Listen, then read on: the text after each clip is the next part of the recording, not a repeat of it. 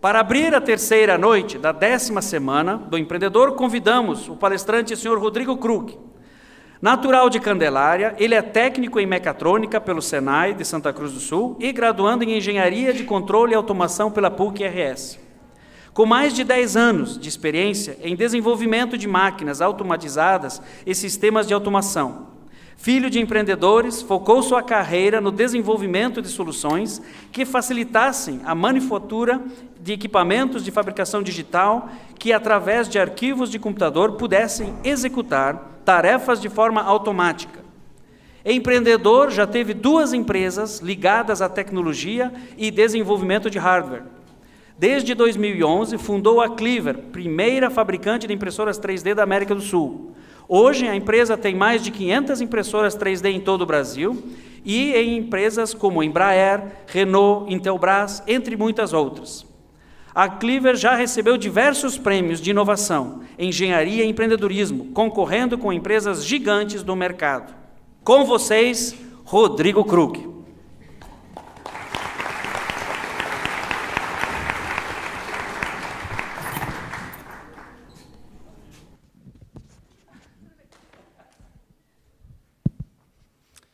Boa noite, galera.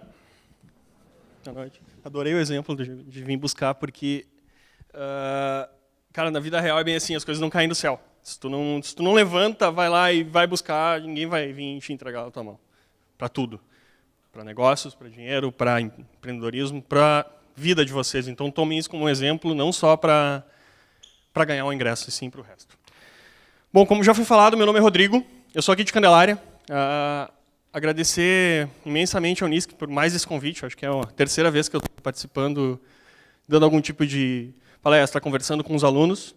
Agradecer a presença da minha família, toda essa primeira fileira aqui, toda. Vem até minha avó, meu pai, falta meu cachorro, meu namorado, todo mundo aí. Então, não posso mentir muito, né? Então, porque eles sabem mais ou menos a verdade. Meus amigos também ali atrás. Bom, então, ontem eu estava pensando, por que eu podia falar, queria fazer um negócio diferente, o que eu podia dar de dica para vocês que querem, talvez, empreender, montar um negócio. E, não sou expert em nada. Então, eu decidi que eu vou falar um pouquinho de como foi a minha experiência, de um cara que trabalhava numa universidade, tinha uma vida estável e largou tudo e montou o próprio negócio. Mas, para começar, eu costumo dizer quem eu era, porque eu era uma pessoa diferente. Só para deixar bem claro, não sou eu ali. É só uma representação. Eu era um bundão, na verdade. Eu posso deixar isso muito claro. Eu era um cara que sou filho de empreendedores, minha mãe tem restaurante, meu pai tem diversos tipos de negócios. Um deles era a marcenaria, era um negócio ligado a uma área técnica, e ali eu comecei a desenvolver a minha paixão por destruir as coisas. Então, ganhava um presente, destruía. Achava a TV ou rádio, destruía. Queria ver como é que funcionava. Ali veio a minha vocação, engenharia. Então, a partir daí, foquei todo o meu estudo, toda a minha carreira em automação industrial, que era um negócio que eu queria aprender. Um negócio que automatizasse as coisas, diminuísse o meu trabalho manual, tornasse o processo mais automático, repetitivo e consistente. Então, entrei num técnico em mecatrônica aqui no Senai, em Santa Cruz, me formei. Desculpa. Em paralelo a isso, iniciei a Univates, Engenharia de Controle e Automação. E depois disso, me mudei para Porto Alegre para estudar na PUC. E, basicamente, eu estou envolvido nesse universo até mais de 10 anos, desde brincando na marcenaria, produzindo os meus próprios projetos, até a Cleaver, que é onde eu estou hoje. A Cleaver ela nasceu, basicamente, nesse dia, isso foi em 2004, que a gente foi numa feira de imóveis, e eu via máquinas fazendo coisas automáticas. Desenhava uma porta, ela ia lá e cortava a porta. Eu não precisava ter o trabalho, ter uma pessoa podendo ter o risco de se machucar. Digo, cara, quero uma máquina dessa para mim. E nessa época, eu recém tinha entrado no curso técnico, e o meu trabalho de conclusão foi esse monstro. Isso aqui, só para contextualizar, isso é uma fresadora CNC. Para quem não conhece, traduzindo em miúdos, é uma máquina onde tu desenha no computador, ela pega um bloco de algum tipo de material, no caso aí era madeira, e começa a cortar seguindo os movimentos que o computador diz para ela e não o que eu digo para ela. Então, isso permitia com que eu automatizasse esse processo e tornasse aquilo que eu fazia manual possível que qualquer pessoa pudesse fazer. Então, a minha primeira automação saiu aí. E, a partir daí, eu foquei nessa área. E eu projetei mais de 12 máquinas, mas nunca pensando em empreendedorismo. Não tinha ideia que isso podia ser a minha vida, podia dar dinheiro. E em 2004, quando eu comecei a fazer isso aí, as máquinas que faziam a mesma coisa custavam 600 mil reais, 1 milhão de reais. Perdi uma puta oportunidade de negócio nessa época. Fui para Porto Alegre, ganhei um emprego, conquistei um emprego nessa área, fazia engenharia de controle e automação, e trabalhava dentro da própria universidade como técnico. E na época era um puta salário. E não só o salário. Eu ganhava 80% de desconto. Então, com 18 anos, 18, 19 anos, eu tinha... só para até atualizar, eu tenho 28 anos. Então, não sou tão velho, não sou tão novo. Então, naquela época, eu já tinha minha faculdade de graça. Pô, não dependia mais da minha família, a não ser as roupas que minha mãe lavava na época. Ainda lava, desculpa. Assim, ela não pode deixar eu mentir.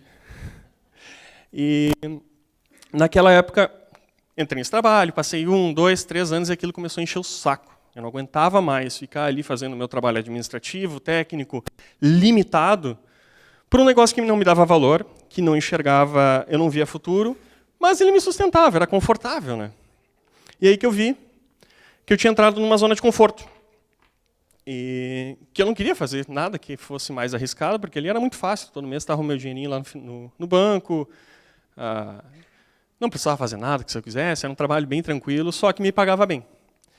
E um dia, conversando com a minha família, a gente, como toda família, acho que todo mundo recebe pressão dos pais, tipo, pô, tu tem que fazer alguma coisa da tua vida, tu tem que ter uma ideia, tu tem que fazer uma coisa, levanta essa bunda do sofá, esse tipo de coisa. E eu tive uma abordagem onde me perguntaram, a primeira pergunta foi, quanto tu quer ganhar depois que tu te formar? Eu descobri que eu não sabia essa resposta. O que tu quer fazer depois que tu te formar? Eu não sabia essa resposta. Tudo que eu pensava, putz, isso não vai me dar prazer, isso não é o que eu quero fazer. E eu não tinha respostas para esse tipo de pergunta. E foi aí que veio essa veia empreendedora, que nasceu esse estalo de montar meu próprio negócio, que eu vi que era a única forma que eu tinha de usar esse conhecimento que eu tinha adquirido nos 10, 12 anos que eu trabalhava com esse tipo de tecnologia e aplicasse em algo que desse valor para mim, que me valorizasse e valorizasse outros e pudesse criar um negócio que fosse sustentável e que envolvesse o que eu amava, e não simplesmente respeitar ordens de outras pessoas ou fazer coisas que eu não achava certo. E aí, como todo bom universitário, eu digo, bom, vamos montar uma empresa. Chamei outros 4 amigos, outros 4 sócios. Vamos montar a empresa, vamos fazer umas plaquinhas. A gente trabalhava com eletrônica na época. Isso aqui vai vender demais, não sei o quê, vamos vender, bababá, bababá. 1 ano de empresa, a gente não vendeu um produto. Opa, é uma coisa muito errada. E era uma empresa que, só para contextualizar, desenvolviam placas eletrônicas para makers, para pessoas que, tipo eu, assim, que gosta de criar os próprios brinquedos, desenvolver as próprias coisas. E eu olhei aquilo, pô, isso está muito errado. Sabe? Tipo, a gente fez um negócio do caralho, eu estou achando demais, e como é que não vende? Descobri um erro que a gente tinha cometido. A gente não tinha um propósito. A gente não sabia o que a gente estava fazendo, para quem a gente estava fazendo, como a gente estava fazendo. A gente não tinha um cliente.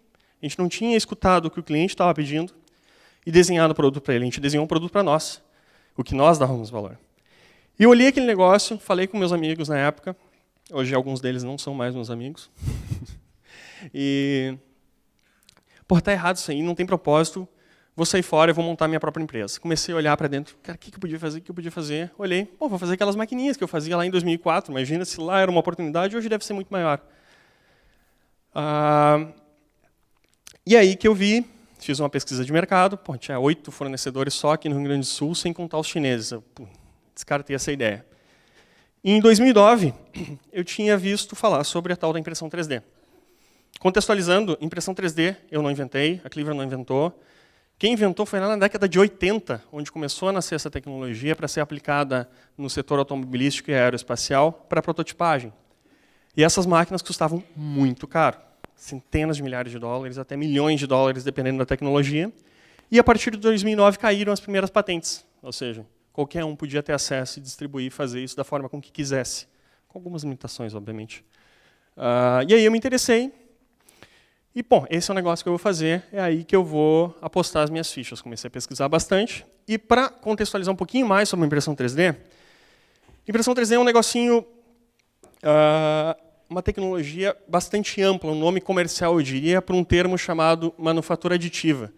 Depois, quem quiser ver, tem aqui uma série de exemplos, está aqui no palco, está disponível para todo mundo depois, que mostra, vocês vão ver o que eu vou falar agora. Manufatura aditiva é o contrário do que a indústria faz. A indústria hoje ela pega um material, ela recorta esse material, ela conforma esse material, ela destrói esse material para transformar em outra coisa. Esse processo tem uma série de limitações, porque tu só pode fazer o que a tua ferramenta faz, o corte que ela faz. A manufatura aditiva é o contrário.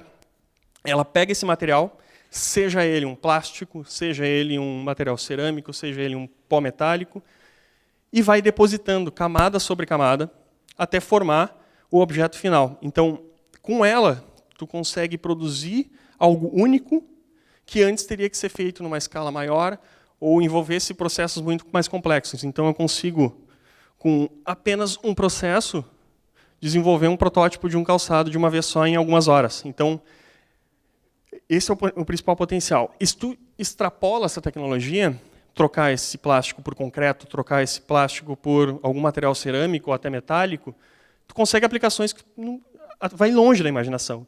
Chineses hoje já imprimem casas, holandeses têm uma fábrica de carros impressa em 3D, a Airbus, o A350, se não me engano, o último avião da frota deles que está sendo lançado, tem mais de 1000 partes impressas em 3D.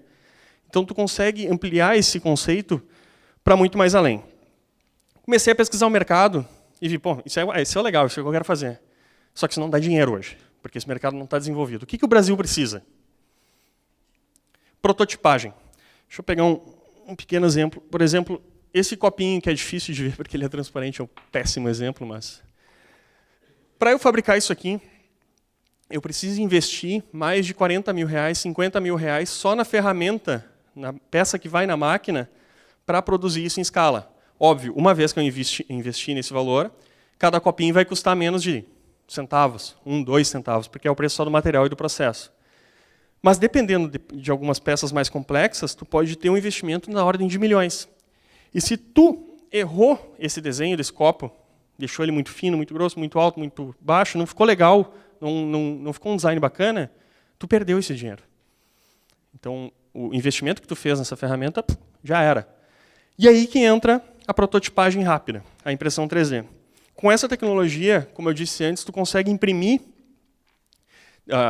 dar vida a um projeto de computador que antes eu precisava investir, eu consigo com poucos cliques que a máquina produza um protótipo disso aqui. Então eu consigo testar esse copo, ver se o design está bacana ou não, se eu preciso fazer alguma modificação antes de investir esses 40, 100 mil reais que eu investiria antes, e assim eu diminuo minha chance de erros. Esse é o principal valor para a indústria hoje. Mas o cenário atual na época era um pouquinho diferente. Essas máquinas eram máquinas... Essa máquina aqui, inclusive, acho que é a Unisc que tem também. Tem, né? Eu sabia. São máquinas muito caras, eram até 2009. Então, começavam em 60 mil reais e extrapolavam os valores. Então, isso dificultava o acesso à pequena e média empresa que precisava fazer esse copo, precisava fazer esse protótipo, e não tinha como pagar 60 mil reais para uma máquina. Em contrapartida, começaram a nascer esses projetos open source, a partir de 2009, que eram máquinas, hoje tu consegue fazer o download do projeto desse equipamento todo pela internet, é um projeto que chama RepRap, e tu consegue fabricar a tua própria impressora 3D. Só que ele tem uma imensa dificuldade técnica e é instável. Então, não servia para a indústria que precisa, que tem um valor agregado em cima daquele projeto que ela está desenvolvendo e precisa que funcionasse, que esse produto funcione para um teste, para mostrar para uma diretoria, e aí vai. E aí começou a Cleaver. Então, pô, é isso que eu quero fazer. Primeira coisa que eu fiz, não quero sócios. Principal erro que eu cometi. Eu achava que eu conseguiria fazer tudo, que eu entendia do produto, que eu sabia administrar, que eu sabia comprar, que eu sabia vender, que eu sabia dar suporte, que eu sabia fazer tudo. Tem um professor, mentor meu, dizia que eu era um one-man show, que fazia tudo e ainda assim atendia o telefone e vai longe, até dançava na empresa. E aí eu cometi esse erro, que eu não tinha ninguém para me ajudar. Só que daí eu comecei a ver algumas alternativas que me ajudassem a desenvolver o negócio de uma maneira que complementassem essas ausências de conhecimento que eu tinha. E a primeira coisa que eu fiz foi procurar a universidade. Então, a PUC tem, assim como a Unisc, tem o Tecnopuc, que tinha uma incubadora, que eu não sabia o que era na época, que é um espaço que ensina empreendedores a empreender e ajuda na fase inicial de desenvolvimento da empresa. Onde eu consegui desenvolver um networking, conversar com muitas pessoas com conhecimentos complementares. Eu aprendi a desenvolver um modelo de negócios, que na época não era comum, a importar, a desenvolver fornecedores, coisas que eu não tinha ideia de por onde começar. E eu sou um cara que converte mais. Eu conto a minha ideia para todo mundo. E eu comecei a falar. Estou fazendo uma impressora 3D. Os caras, você está louco? Você quer fazer impressora 3D? Que é isso? Imprimir foto em 3D? Os caras começaram a me botar para baixo, alguns para cima, mas ninguém acreditava direito, até que chegou um empresário. E, pô, eu faço parte da organização da Campus Party em São Paulo. Tu não topa aí mostrar teu produto? Eu topo. Não tinha nada. Não tinha produto, não tinha marca, não tinha cartão de visita, não tinha absolutamente. Só tinha 2 meses que eu tinha que desenvolver um produto. Para quem não conhece a Campus Party, tá ruim de ver, mas a Campus Party é um evento de nerd. Pega todos os nerds do universo, põe junto, bota acampar, e essa galera vai ficar feliz. Tranca a porta e vai embora. Então, é um evento que envolve mais de 10 mil pessoas durante 5 dias, se não me engano. E a galera fica lá na internet, discutindo, jogando, fazendo de tudo. E o bom tem, é o meu principal público. Eu vou chegar lá no nerd, o cara que gosta de tecnologia, topo certo. 2 meses ralando a cabeça. Era em fevereiro, comecei a desenvolver em novembro. E 2 dias antes do evento, nasceu o primeiro protótipo, que é esse monstro, e que eu dizia que era a impressora 3D da empresa. Está aqui o meu produto. Isso aqui era um protótipo, mal funcionava direito. Foram alguns dias lá, e já no primeiro dia, a gente botou a maquininha. A gente era só eu na época, né? Eu com o bracinho levantado e... Olha, impressora 3D brasileira, a primeira feita aqui. Estou eu ali parado. Chega um repórter, eu olho no crachá assim, revista Info. Porque, para quem não conhece, quem é na área, a Info, na época, era tipo, a revista de tecnologia. Eu digo, caraca, repórter da Info, que irado. O cara olhou, pá, impressora 3D, que irado, meu, brasileira, assim, estamos fabricando lá em Porto Alegre, temos uma fábrica, que não sei o quê. E... Só aqui, ó. Dele, mentira. E até que ele fez uma pergunta que eu não sabia responder. Quanto custa? Eu, puta que pariu. Eu não sabia quanto custava o meu produto. Eu não tinha esse viés administrativo, eu não tinha pessoas que me ajudassem a desenvolver essa parte da empresa, e ela ficou de lado, porque a minha área é isso aqui, é fazer a maquininha, fazer ela funcionar. Mas alguém que me desenvolvesse o custo e me dissesse, tu tem que vender por tanto, ninguém me ajudou. Olhei para o cara assim, essa aqui é 4.000, 4.500, ele, porra, como assim? 4.000 ou 4.500? Tu não sabe o preço do teu produto? Tom de voz, jornalista, filha da... Enfim... Eu, 4.000, 4.500. Sabia mais ou menos quanto aquilo custava. Só que aí eu cometi a maior cagada da minha vida. Eu falo às vezes, desculpa, peço desculpa a todos. Onde eu tinha um mercado onde meu único concorrente nacional vendia R$60 mil o mesmo produto. E eu estava vendendo por 4. Eu vendi 30 máquinas no primeiro ano, façam a conta. Esse foi o dinheiro que eu perdi. O fato de chegar nesse evento e botar a cara ao tapa e dizer sim, eu topo, vou lá, ele abriu algumas portas para nós. Então, eu até tenho um vídeo, vocês vão achar um pouco assustador, vão ver a diferença, o que o empreendedorismo faz com a pessoa. Ele engorda, ele envelhece, ele literalmente quase que destrói com o ser humano. Mas é um vídeo de 3 anos atrás, onde estou lá parado e mais uma vez chegou o tal da Rosana Herman, que eu não sabia quem era uma repórter de tecnologia. Pá, impressora 3D, posso fazer uma reportagem contigo? Pode. Daqui a pouco chegou ela, assim, um cara de 2 metros de altura, com um cabo dessa grossura no chão, assim. Vai ser ao vivo. Tipo, caraca, imagina, bicho. Eu, um gurizão lá de Candelária, fiz uma máquina, levei para São Paulo e vou sair em rede nacional ao vivo, minha empresa que nem existe, não tinha nem CNPJ ainda. Eu não tinha um cartão de visita. Tinha um cartão de visita, mas era com uma marca tosca. Porra. E aí aconteceu isso. Você lembra que há um tempo atrás, aqui na coluna, eu mostrei um videozinho de uma impressora 3D gringa que fazia objetos de plástico e parecia um milagre? Pois bem, aqui na Campus Party, na parte de robótica, eu estou com o Rodrigo, que ele é responsável pela impressora 3D brasileira. É totalmente brasileira essa impressora 3D, Rodrigo? Exatamente. A gente veio aqui na Campus Party lançar em primeira mão a primeira impressora brasileira totalmente projetada e fabricada aqui no Brasil. Quando que ela vai ser lançada? Bom, a impressora vai ser lançada a partir de maio, mas a gente antecipou para a Campus Party mostrando o que a impressora pode fazer. O que ela está fazendo agora, por exemplo, para a gente? Agora, ela está fazendo uma utilidade doméstica, um simples alicate. Ela está imprimindo camada por camada até chegar na peça final. Então você tem um projeto no computador, que é o projeto para imprimir, e aí ela materializa e imprime em quanto tempo esse alicate? Exatamente. Você projeta o alicate em qualquer software de desenho 3D e a máquina imprime esse alicate em menos de 1 hora, em 2 partes montáveis. Então você já tem aqui, enquanto ela está imprimindo lá, com esse plástico que é super duro, né? A gente olha, parece massinha de modelar, mas é um plástico muito duro. Ele chega a ser uma resina ou não? Não, ele é um plástico ABS. Ele é o mesmo plástico utilizado nos brinquedos Lego. É um plástico... Aí vai longe. Era só para dar um exemplo que eu estava com medo demais. Ela pegou a pecinha na mão e apertava. Isso aqui quebra, não quebra? Não, isso é muito resistente. Eu olhei, ai, vai quebrar. Aquilo tudo que eu falei não existia. A gente vai lançar em junho, vai fazer maio, vai fazer a primeira entrega. Não tinha nada planejado, não sabia nem por onde começar. Importação, para mim, na época, era comprar no Xing Ling, no Do Extreme, e vir pelo correio. Descobrir como é que funciona a importação e o custo que isso tem foi um baque na minha vida. O resultado dessa brincadeira foi que nasceu a empresa. Ali circulavam mais de 10 mil pessoas por dia vendo o meu produto. Foram mais de 130 matérias em toda a mídia nacional. Então, tipo, um evento que aconteceu por acidente, essa porta se abriu e a gente entrou com literalmente o pé na porta, gerou 20 matérias de rede nacional e todas as outras que foram espalhadas a partir desses sites. E de cara, a gente vendeu 30 máquinas. Pô, eu não tenho nenhum produto, não tenho nenhum negócio, eu já tenho um mercado que me aceitou, estou fazendo o negócio certo.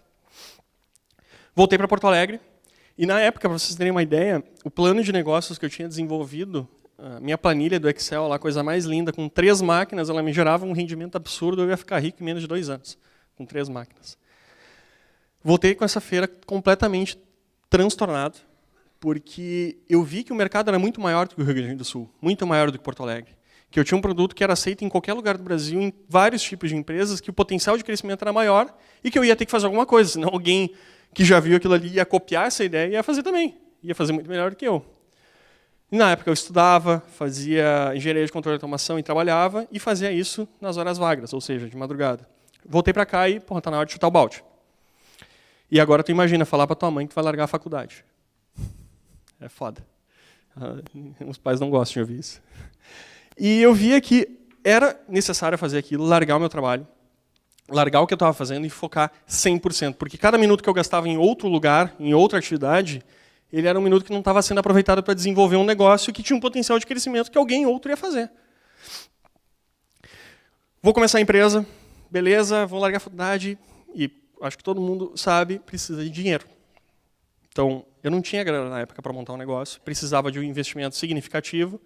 E na época, o mercado de startups, essa história toda de empreendedorismo era algo, isso em 2011, 2012, era algo que não estava bem desenvolvido ainda e não era algo que eu tenha acesso a investidores, ao Startup Weekend, que é um puto evento. Tipo, quem puder, aproveita, porque é uma oportunidade muito legal de fazer um networking, desenvolver um negócio, tirar a ideia do papel. Mas não tinha isso. A gente foi lá, bateu na porta de todos os bancos, BRDE, Badesul, BNDES. Os caras olhavam para mim assim, a gente estava pedindo em torno de 100 mil reais na época. Os caras olhavam, se tu quiser construir um prédio de 10 milhões, eu te dou. Mas isso aí eu não posso te dar para capital de giro. Eu digo, porra, que país é esse, porra? Vou procurar investidor, né? Porque a gente não tem grana, não quero arriscar sozinho. Comecei a ir atrás de investidores. E os caras começaram a olhar para mim e, porra, tu é só o Rodrigo. Sabe? Tipo, tu é o Rodrigo com uma máquina lá debaixo do braço, fazer a demonstração, mercado imenso, aqueles números. Se eu tiver 1% desse mercado, nós vamos ficar ricos. Os caras olhavam, até vale, mas para eu botar o meu dinheiro na tua empresa, eu quero ser, no mínimo, sócio majoritário, porque o dinheiro é meu, né? Perdi meu negócio já de cara. E daí eu comecei a pensar, bom, se alguém está interessado pelo negócio, é que ele tem algum tipo de valor por trás.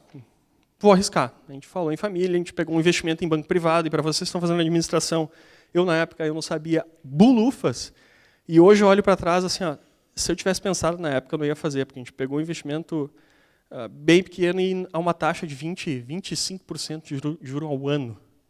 Porra, em 4 anos, dobra a minha dívida e aí vai. Só que era a única forma de começar um negócio. E aí eu notei que eu tive que sair de novo dessa zona de conforto, ou seja, dar esse passo, fazer investimento, assumir essa dívida, que eu ia ter 5 anos para pagar, mas era uma penca de uma dívida, e eu ia ter que sair. E aí eu comecei a notar uma coisa, que a zona de conforto é um negócio muito sensível que a gente trabalha dentro de nós. Normalmente, tu faz só o que tu está confortável em fazer. Tu nunca extrapola um pouquinho, arrisca, porque aquilo te faz mal, não te deixa confortável. E quando tu faz isso, tu tem todo ao teu redor, atividades que tu faz, não vou fazer isso porque não é no meu dia a dia, tu acaba não fazendo. E o que normalmente tu faz, tu procura algo que está muito próximo do que te deixa confortável e vai ali e transforma, faz essa atitude, faz esse negócio acontecer e isso acaba virando a tua rotina normal. Quando tu vai fazendo isso cada vez mais para fora, arriscando cada vez mais, tu vai ampliando essa tua rede indo mais longe do que te deixa desconfortável, tu vai ampliando essa tua malha de atividades que fogem da tua zona de conforto. E quando tu nota, essa pequena malha ela virou uma malha grande e travou. E todos os outros pontinhos brancos são atividades que estão próximas às atividades que tu já cometeu, elas se tornam mais simples de ser realizadas. Então é aquela máxima que tu tem, divide o teu problema em problemas pequenos, grandes e médios e procura resolver um por um, que ele vai ampliando e vai fazendo um efeito cascata um em cima do outro. E isso acaba ampliando essa rede, tu começa a ficar mais confortável e, que nem eu estava conversando com uns amigos hoje de manhã, se eu olhasse, pudesse reviver todo esse momento e fazer tudo diferente, eu tenho certeza que o próximo negócio que eu montar, a próxima empresa que eu abrir, o próximo negócio que eu me envolver, vai ser completamente diferente. Então, todas aquelas inseguranças que eu tinha lá atrás, eu vi que são simples de serem cometidas, serem ultrapassadas, conquistadas, enfim. Aí nasceu a empresa. E a empresa, há 2 anos atrás, era isso. Era eu, num computador, 2 mesinhas, e ali eu montava, atendia telefone, fazia tudo, e eu tinha um estagiário. Eu não deixava esse cara usar o telefone, para não gastar. Tipo, tô com uma dívida desgraçada, tu vai ficar usando telefone para falar com o fornecedor. Bicho, nós temos internet, usa o e-mail. Não fica ligando para esses caras. Hoje eu tenho 3 linhas na empresa, eu peço os guris têm metas para ligarem, porque gera retorno. E aí a gente lançou, oficialmente, em junho, a primeira impressora 3D, aí sim, fabricada no Brasil. Isso aqui era o meu primeiro produto, que unia o bom dos 2 universos. Era barata, fácil de usar e conseguia fazer o processo que conseguisse atender uma demanda da indústria. Então a gente pegou todo aquele universo, que era uma máquina completamente gigantesca, que necessitava treinamento, manutenção periódica, e botou do lado do engenheiro. Então, ao mesmo tempo que ele estava desenvolvendo o produto, ele estava prototipando, testando, evoluindo. Então, a gente gerou um tipo de valor, um propósito para a empresa, que era: eu permito com que a empresa que compra o nosso equipamento consiga acelerar o processo de desenvolvimento do produto que ela está fazendo. Isso é dinheiro no caixa da empresa, isso é investimento que dá um retorno para a empresa. Só que aí veio a história triste. Dessas 35 máquinas que eu podia ter vendido por R$60 mil e cobrei R$4 mil, todas estragaram. Uma a uma. Todo o Brasil. Não uma vez, 2 vezes, 3 vezes. Acho que é a Unis que está dentro do primeiro lote. Tem um cliente satisfeito, está comprando outro ali agora. O que a gente fez? Bicho, fazer uma empresa, montar um software, fazer um hardware, na tua mão ele funciona. Ele só estraga, ele só vive a vida real quando ele está na mão do cliente. E aí eu aprendi uma coisa que hoje já é uma metodologia que se usa para startups, que é o MVP, Minimum Value Proposition, o valor mínimo que tu pode oferecer ao mercado, que é: desenvolve o teu produto o mais rápido que der, com as features mínimas que ele precisa, e lança, testa. Se aceitou, tu vai melhorando, melhorando, melhorando. A gente fez isso sem querer. E dessas todas 35 que estragaram, o que a gente fez? Quando eu vendi, eu tinha uma ideia que isso não ia dar certo. Peguei todos os clientes que eu tinha e escolhi os que eu pudesse alcançar com o meu carro. Ou seja, até no máximo a região de Santa Catarina, Rio Grande do Sul e Santa Catarina, eu conseguisse pegar meu carro e resolver o problema do cara. O que aconteceu? Eu gerei uma relação de confiança. O cara me ligava, eu digo, beleza, amanhã eu estou indo aí com outra máquina. O cara não acreditava, porque a experiência dele com a indústria era outra. Tipo, é que nem a gente tem uma impressora da HP, um computador, um notebook, tu liga, os caras ficam te enrolando, e eu não, foi lá, o problema foi esse, a gente está trabalhando para resolver, toma aqui outra para tu usar nesse meio tempo. E a gente começou a gerar uma confiança nos nossos clientes e um imenso aprendizado. Disso, a gente descobriu como é que funciona desenvolver um produto, e hoje a gente tem uma linha de quatro produtos, desde aquela pequenininha até a grandona, que consegue atender uma grande faixa da indústria, e essas duas últimas que a gente lançou esse ano, elas pegam todos esses 2 anos de aprendizagem que a gente teve, e hoje a gente tem uma segurança para lançar um produto no mercado muito maior que a gente tinha antes. Mas a única forma que a gente teve para fazer isso foi construindo esse valor, foi aprendendo com o mercado, foi ouvindo o nosso cliente e implementando o que o cliente falava no nosso produto, e não simplesmente fazendo o que era bom para nós, erros que eu cometi na empresa passada.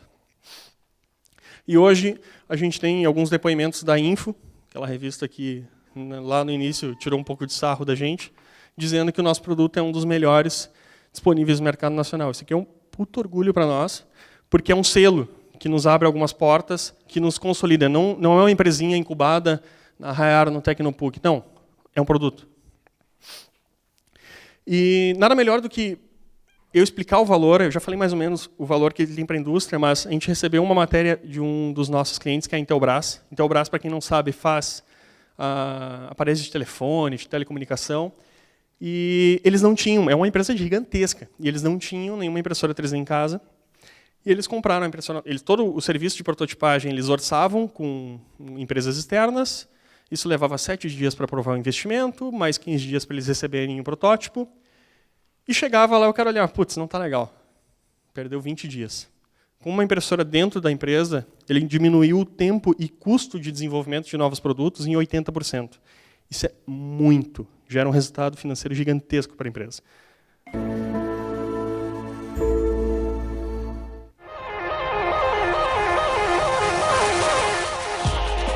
Essa impressora ela funciona com filamento de plástico, como se fosse um fio um pouco mais grosso. Esse fio entra nesse cabeçote, derrete a ponta e vai criando camadas. São camadas que vão subindo e formam o produto, formam a altura do produto.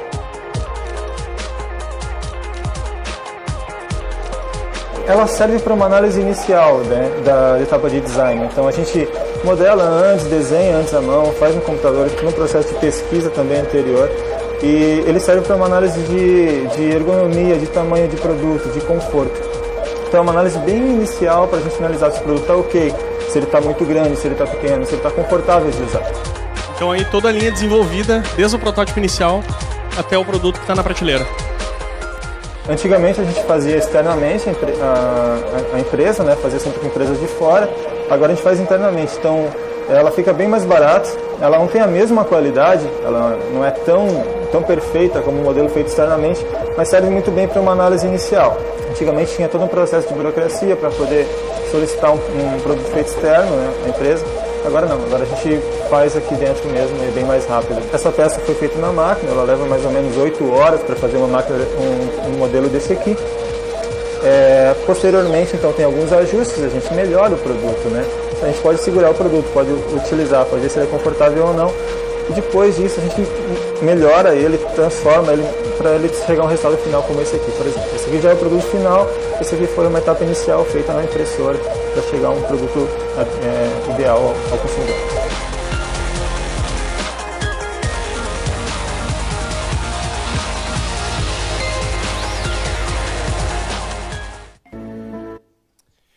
O mais irado disso é que essa matéria ela veio de forma orgânica. A gente não pagou para fazer isso aí. A gente não pediu para fazer isso aí. Isso simplesmente apareceu na mídia.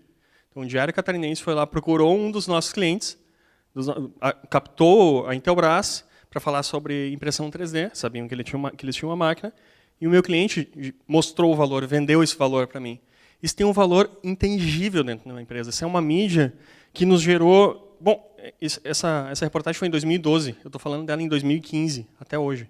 Então, ela me gera negócios só por um simples bom atendimento que eu consegui dar para o cliente, um bom valor que eu consegui vender para ele. Bom, a empresa hoje, daquele carinha que antes era um cara só, ela é uma empresa hoje de 12 pessoas, que se divide em produção, desenvolvimento, vendas, financeiro. Eu tive que aprender a desenvolver equipe. E quando falam para vocês, pessoas são as coisas que mais importam dentro do teu negócio, sim, pessoas sempre são o que mais importam. São elas que geram valor, é elas que compartilham o sonho de desenvolver um produto e receber esse tipo de comentário. A gente está presente hoje em todo o Brasil, mais de 500 máquinas desses 4 modelos que eu mostrei para vocês, sendo mais das primeiras, e empresas de todos os portes. A gente fez um produto, eu queria vender barato na época, porque eu queria chegar na empresa pequena, na startup, na pequena empresa, num pequeno empreendedor que estava desenvolvendo o negócio e queria prototipar. Só que a gente descobriu um mercado paralelo, que era empresas de grande porte. E um dia de manhã, nunca vou esquecer, 8 horas da manhã, estou dormindo ainda. Tinha atrasado, tinha tomado uma cerveja no dia anterior, provavelmente. Toca o telefone, e o telefone da empresa era o celular naquela época, lá no início. Bom dia, Rodrigo. Aqui é Alexandre. Tu tá no Viva Voz com mais 3 engenheiros da Embraer. Eu digo, caralho. Dá aquela respirada, assim, tipo, acorda. Porra, Embraer, bicho. É a empresa que eu mais admiro, é a empresa de maior potencial tecnológico do Brasil. Os caras fazem aviões, cara. Puta merda. Aqui no Brasil. E os caras queriam a tecnologia. Eu digo, porra, tô fazendo. Aí veio aquele joinha assim, pô, tá fazendo o negócio certo.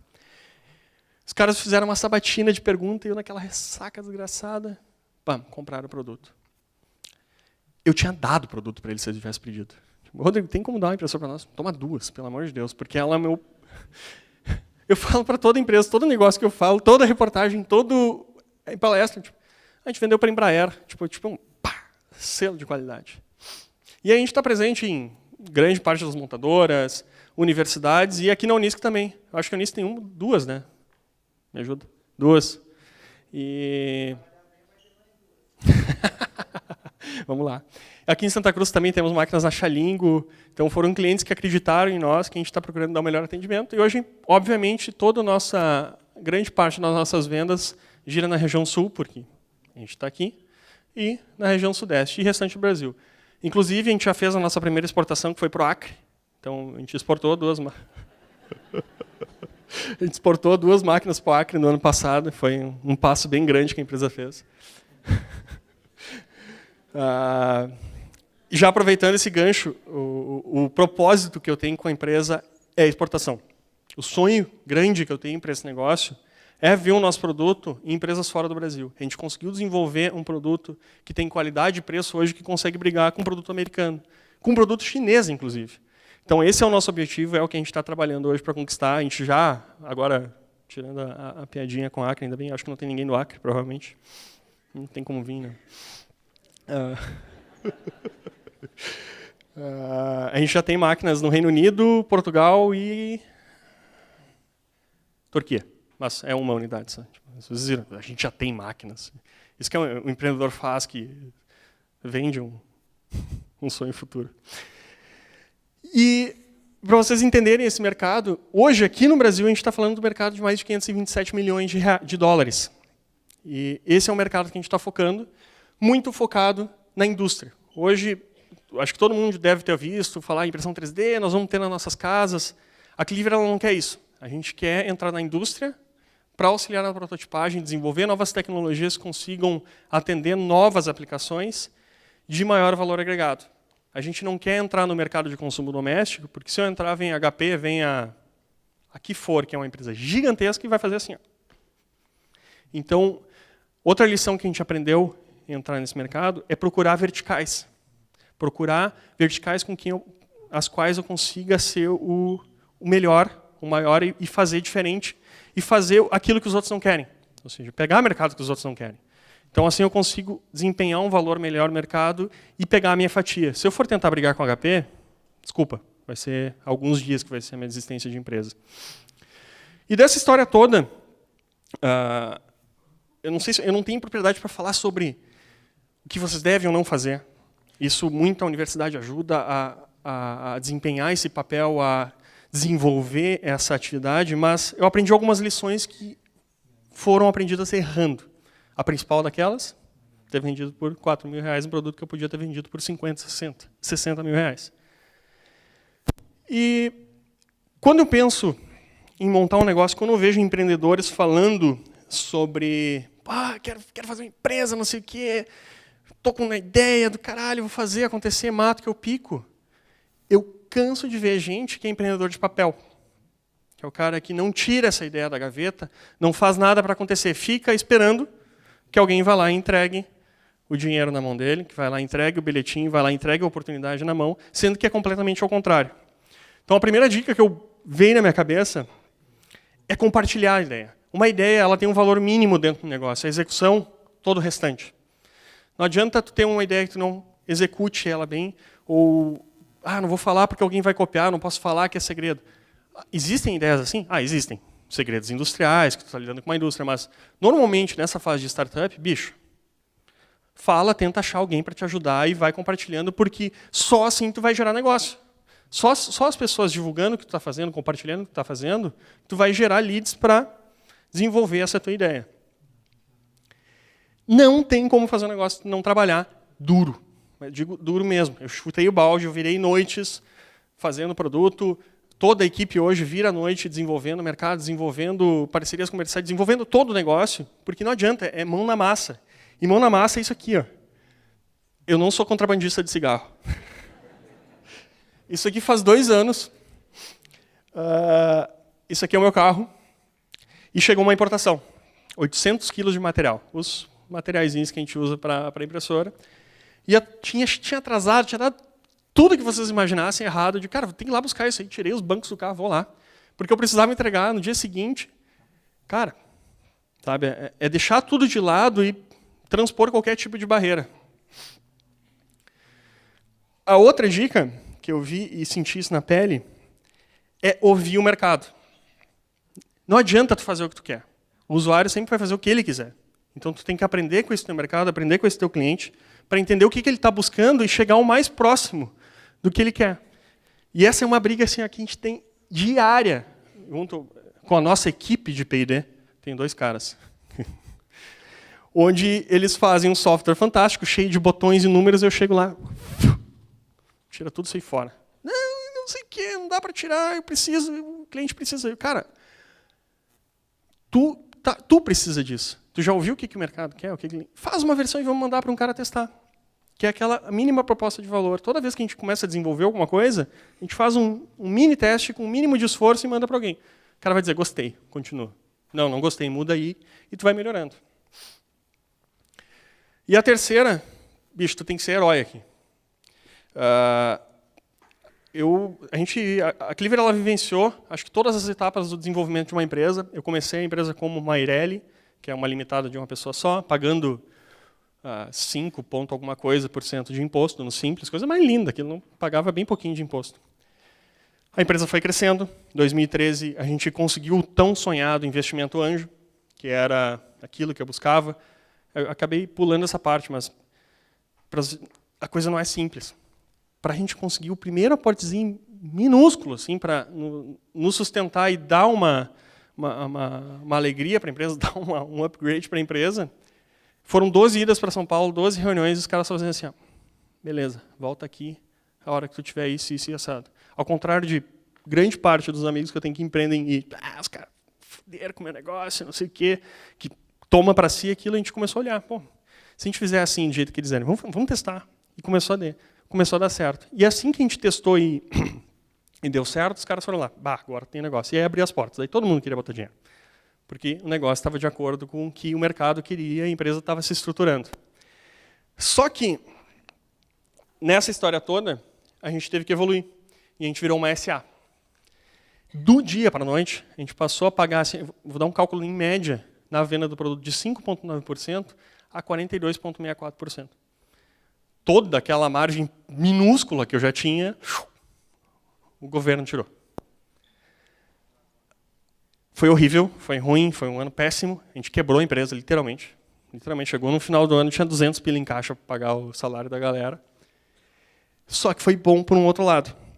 Aquele era o pior cenário. Não existia nada pior que pudesse... Na verdade, sempre existe alguma coisa pior para acontecer, mas na época não existia nada pior. E aquilo nos obrigou a procurar alternativas para transpor aquele problema. Então, virar uma SA foi uma parte importante da empresa.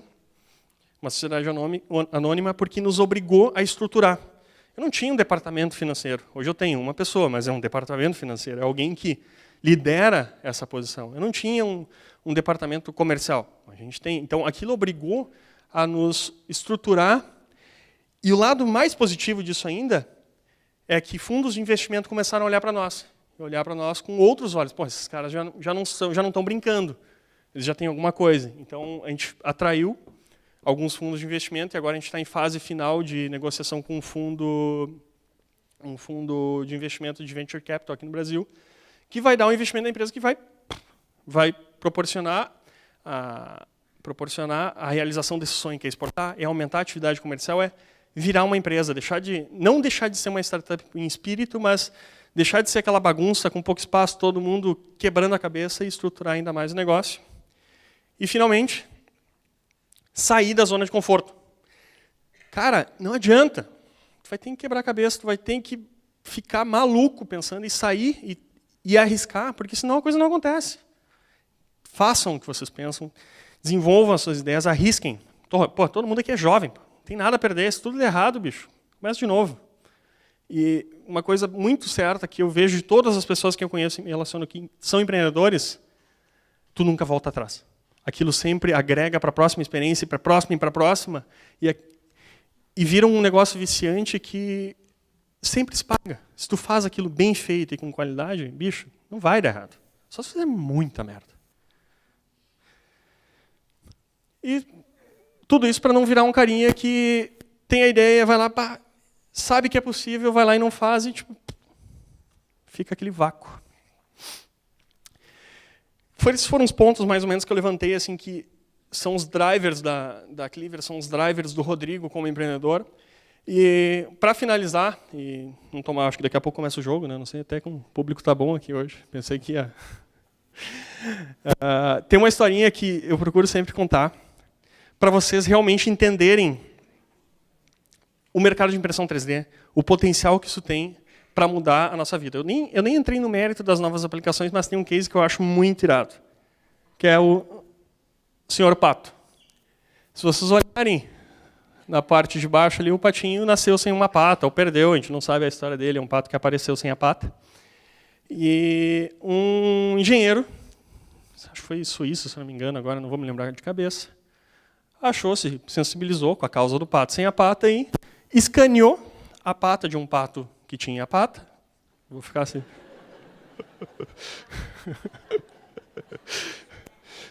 Desenvolveu uma prótese para esse pato e foi lá e imprimiu em 3D e implantou com uma impressorinha dessas. Então, ele fez. Imaginam todos os outros patos do mundo que não tem pata? Esse cara agora pode disponibilizar esse arquivo na internet e qualquer pessoa que tem acesso a uma impressora 3D pode imprimir uma pata e salvar um pato. E vocês podem imaginar que ele ficou com a pata e muito feliz. Né? Mudamos a vida de um pato. Cara, foi um exemplo é um exemplo engraçado, mas ele é um exemplo que ele mostra o potencial que isso tem. Traz isso para a nossa vida. Sabe? Traz isso daqui a 15 anos. O que a gente vai estar conseguindo fazer, conseguindo gerar de impacto social para nós como um todo. Então, é uma tecnologia que tem uma oportunidade muito grande para mudar as coisas que estão acontecendo, o jeito com que a gente faz as coisas. Não só no meio social, mas na indústria e em qualquer outro tipo de aplicação. Gostaria de agradecer a oportunidade. Espero que vocês tenham gostado. Eu estou disponível aqui para perguntas. Acho que vamos abrir. Não sei se vai ter um microfone. E, mais uma vez, agradecer ao Unisc pelo convite. Obrigado a presença de todos. Até mais.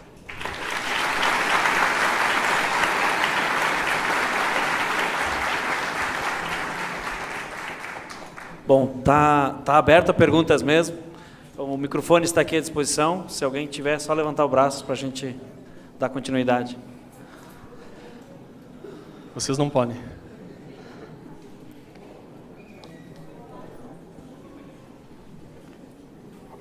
Ninguém tem um pato para salvar? Pato.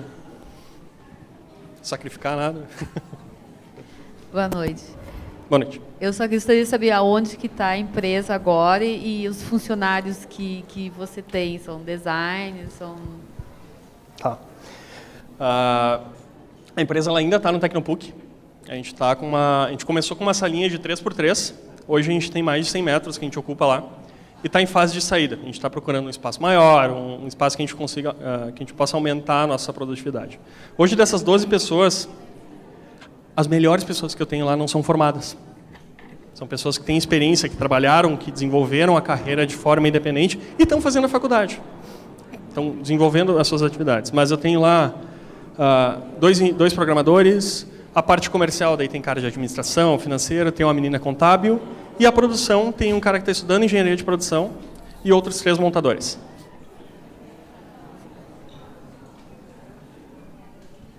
E uma mais? Mais alguém? Não? Então tá, Rodrigo, muito obrigado. Beleza. Nós vamos te entregar um pequeno mimo. Eu gostaria de chamar o professor Rafael para fazer a entrega e avisar para quem quiser colocar aqui a ideia no papel e não pode participar do Startup Weekend nesse final de semana, acesse o site da Semana do Empreendedor, www.semanadoempreendedor.com.br. Já está o regulamento para o primeiro Prêmio Empreendedor lá também à sua disposição. Se inscreva, as inscrições vão até junho e você pode também lançar o seu projeto. Os detalhes todos do edital estão lá. Agora, sim, agora posso falar com incubação também tecnológica agregada.